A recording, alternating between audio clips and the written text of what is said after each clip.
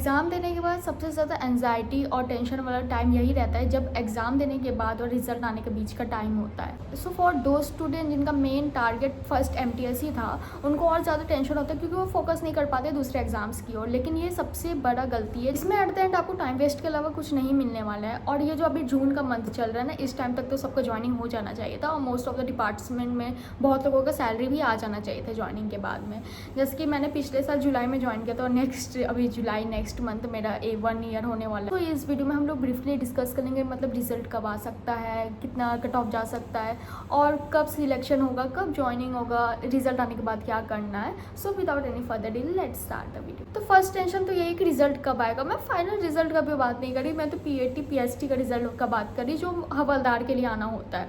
अगर आपने भी अपने प्रेफरेंस फॉर्म में कहीं पे भी एक भी कोड वर्ड रिलेटेड हवलदार के रिलेटेड डाला है तो वो आपको पीएटी पीएसटी में अगर आप क्वालिफाई किए तो उसमें आपका पीडीएफ में नेम आएगा। जैसे मैं अपना टाइम का ड्यूरेशन बता दूँ, 29 नवंबर तक मेरा हम लोग का आंसर की रिलीज़ हो गया था और 22 जनवरी को रिजल्ट आउट हो गया था फॉर पीएटी एंड पीएसटी। और वो एग्जामिनेशन जो वॉकिंग होता है उसमें वेट होता है फीमेल्स के लिए 48 kg और 1600 मीटर वॉकिंग करना होता है फॉर द फीमेल्स। सो वो बहुत ईजी होता है, साइकिलिंग इसमें होता नहीं है। तो वो आराम से कंप्लीट हो गया था। फेब 14 के पहले सबका कंप्लीट हो गया था और उन्होंने रिजल्ट भी पब्लिश कर दिया था मार्च 12 को। तो जितना भी मैंने टाइम ड्यूरेशन बताया वो एक मंथ के बीच में ही होते चला गया था कंप्लीट। तो बट अभी के टाइम में क्या हो गया कि अभी फेब मार्च में तो एग्जाम हो गया, चलो आंसर की भी आउट हो गया और आपका कितना रॉ बन रहा है मेरे को एक बार कॉमेंट सेक्शन में ज़रूर बता देना विथ योर कैटेगरी। एग्जाम देने के बाद अप्रैल मई जून 3 मंथ से ज़्यादा हो चुके हैं, अब तक फाइनल रिजल्ट आउट होना था बट अभी पीएसटी का भी रिजल्ट नहीं आया। तो पीएसटी और पीईटी जो भी रिजल्ट है वो मैं भी नहीं बता सकती और कोई भी नहीं बता सकती कि वो कब आने, बट हम लोग एक एक्सपेक्टेशन तो कर सकते हैं कि भाई जून के लास्ट में वो आ सकता है या फिर जुलाई के फर्स्ट वीक में आ जाएगा। उसके अलावा अगर उस टाइम भी नहीं आया तो कोई अंदाज़ा नहीं लगा सकता कि इसका रिजल्ट कब आने वाला है। इसीलिए सोचने में टाइम वेस्ट नहीं करें कि रिजल्ट कब आएगा, रिजल्ट कब आएगा। दूसरे एग्जाम का भी फोकस करें और दूसरे तैयारी में भी लगे। भाई यहाँ मेरे को भी समझ आता है कि आप फोकस नहीं कर पाते, एक बेचैनी सा रहता है कि इसमें होगा कि नहीं होगा, बट इसमें आपको टाइम वेस्ट होगा सारा चीज़, ये चीज़ कंफर्म है। तो इससे अच्छा है कि आप दूसरे एग्जाम्स के लिए भी फोकस करें। जैसे कि रिजल्ट आया जून के लास्ट या फर्स्ट वीक में जुलाई का रिजल्ट आ गया तो उसके बाद वो होगा फाइनल रिजल्ट तो नहीं होगा। जिन्होंने हवलदार के लिए भी फॉर्म फिलअप किया उनके लिए वॉकिंग का वो रिजल्ट होगा। वो देने के बाद उसके 15 दिन के बाद वॉकिंग स्टार्ट होगा। वॉकिंग के लिए भी लगभग 15 दिन लगेंगे। मतलब आज जैसे रिजल्ट आउट हुआ मे बी चलो जून 15 है तो लगभग आपका 25 जून से लेकर ऐसे टाइप में 10 दिन 15 दिन के बाद आपका वॉकिंग स्टार्ट होगा जो 10-15 दिन के लिए चलेगा। मतलब जुलाई 15 तक वो चलेगा। जुलाई 15 तक जब वॉकिंग ख़त्म होगा उसके 1 मंथ बाद मतलब अगस्त एग्जाम्पल के लिए, उसके 1 मंथ बाद ही फाइनल रिजल्ट आउट। अब जैसे कि एग्जाम्पल के लिए कट ऑफ का बात कर लेते फॉर द जनरल कैटेगरी 135 के अगर प्लस है तो फिर बहुत अच्छा है नॉर्मलाइज्ड होने के बाद। ओबीसी के लिए वही है 130 के plus. For SC and ST अगर 120 के ऊपर भी है तो कहीं ना कहीं हो जाएगा अगर आपने सारा प्रेफरेंस फिलअप किया है। तो मैंने प्रेफरेंस के फॉर्म में बताया था कि सारा प्रेफरेंस फिलअप करना है कहीं ना कहीं होने के लिए। तो एंड फॉर ईडब्ल्यूएस 125 के ऊपर ही होगा। जैसे कि नॉर्मलाइजेशन का क्राइटेरिया चेंज हो गया है तो वो बढ़ भी सकता है और घट भी सकता है। मार्क्स आपके डिपेंड करेगा वो शिफ्ट पे। जैसे कि टेंटेटिव वैकेंसी आया था उसमें 7,948 वैकेंसी था, मतलब वही 8,000 के लगभग। बट ये अभी फाइनल वैकेंसी नहीं है तो बढ़ के वो लगभग 12,000 तक तो हो जाएगा। तो मतलब जितना ज़्यादा वैकेंसी है उतना ज़्यादा चांस रहेगा आपको सिलेक्शन होने का। बट अगर आप श्योर है कि आपका इसमें सिलेक्शन हो जाएगा, जैसे कि मेरे को जब मैंने एग्ज़ाम दे के मैं निकली थी ना, जैसे ही सेंटर के बाहर निकली थी रूम मतलब एग्ज़ाम लैब के बाहर निकली, तो वैसे मैं श्योर थी कि हाँ मेरे इसमें सिलेक्शन हो जाएगा क्योंकि मेरे को श्योर शॉट था कि क्या मैंने गलती किया क्या नहीं किया, कितना क्वेश्चन रॉन्ग है। मैं एग्ज़ाम हॉल ही में बैठ के मैंने अपना हिसाब लगा लिया था क्योंकि मैंने 42 अटैम्प्ट किया था और उसमें से मेरे को पता था कि 39 सही है और 3 गलत है।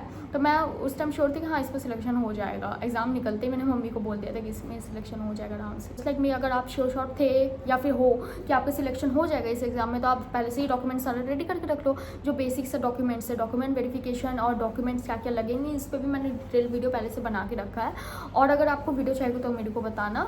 बट है कि इसके बाद आपको क्या करना है, सारे डॉक्यूमेंट्स रेडी रख रखना है। उसके बाद भी लॉन्ग प्रोसेस है, उसका ईमेल आएगा, उसके लिए जाना पड़ेगा आपको डीवी के लिए, फिर वो लोग अपॉइंटमेंट लेटर का मेल भेजेंगे, फिर वो लोग अपॉइंटमेंट लेटर भेजेंगे बाय पोस्ट, उसमें भी 1 वीक लगेगा, फिर वो बोलेंगे ज्वाइनिंग के लिए।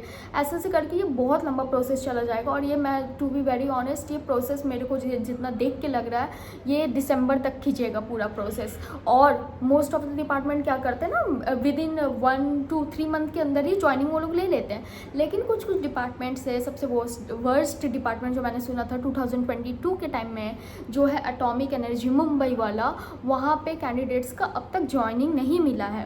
तो वो 22 वाले सिलेक्टेड थे, उनको 2-3 साल तक ज्वाइनिंग नहीं मिला था। तो अगर मैं तो उम्मीद करूँगी कि वही वो डिपार्टमेंट किसी को ना मिला। ऐसा बहुत सारे डिपार्टमेंट है जो जल्दी ज्वाइनिंग कराते हैं और लेट से भी ज्वाइनिंग कराते हैं, but most of the departments मेरे को जितना लग रहा है वो दिसंबर तक टाइम खींचेगा ज्वाइनिंग करने। तो इससे अच्छा अपना टाइम वेस्ट ना करो कि ज्वाइनिंग कब होगा, रिजल्ट कब आएगा, क्योंकि ये दिसंबर तक प्रोसेस जाने वाला है। और नहीं तो अगले साल तक जाएगा। जो डिपार्टमेंट लेट से ज्वाइनिंग देंगे वो अगले साल जनवरी तक देंगे आराम से। ये पूरा लिख के ले लो और ठीक तरीके से सुन लो, क्योंकि टाइम वेस्ट ही होने वाला है। तो पहले से जब तुमको पता है कि ज्वाइनिंग तुम्हारा लास्ट में होगा, मतलब नवंबर दिसंबर के टाइम में ही होगा। यही है कि वीडियो को लॉन्ग नहीं करते हुए मैंने शॉर्ट में सारा बता दिया कि कब क्या हो सकता है, क्योंकि पिछले बार भी ऐसा ही हुआ था। तो क्योंकि बहुत सारे डिपार्टमेंट लगता है कि हाँ ज्वाइनिंग हो गया, फर्स्ट सैलरी आ जाएगा, बहुत जल्दी जल्दी सैलरी मिलेगा रिजल्ट आने के बाद, बट ऐसा नहीं है भाई। तुम्हारे जब रिजल्ट आने में इतना टाइम लगे तो ज्वाइनिंग में कितना टाइम लगेगा। तो इसलिए है ये पूरा लॉन्ग एक साल का प्रोसेस है। जैसे कि एग्ज़ाम ही आपका जब फेब में हो रहा है, तो फिर तो ज्वाइनिंग तो आप दिसंबर तक ही उम्मीद कर सकते हो, ठीक है। तो पहले से ही मैं बता दे रही हूँ कि इतने टाइम में ही आपका ज्वाइनिंग होगा, कुछ भी होगा। तो अभी से ही टाइम वेस्ट करना ना करें और दूसरे एग्ज़ाम की तैयारी में लगे रहे। आपकी कोई भी क्वेरी हो तो आप मेरे से कमेंट सेक्शन में पूछ सकते हैं। क्योंकि मैं खुद क्यों बोल रही हूँ ऐसा, क्योंकि मार्च में हमारा रिज़ल्ट आया था और मेरा ज्वाइनिंग मुझे जुलाई में मिला।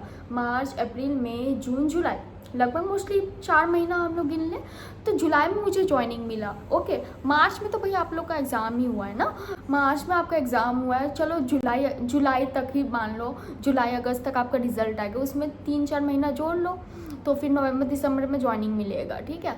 तो अगर साथ में और कोई क्वेरीज हो तो मेरे को कमेंट सेक्शन में ज़रूर पूछ ले। बट ये था रियलिटी चेक, ऐसे ही होने वाला है। सो यहीं पे मैं वीडियो एंड करती हूँ। That's all for this video, and if you like my video please do subscribe to my YouTube channel. Till then bye.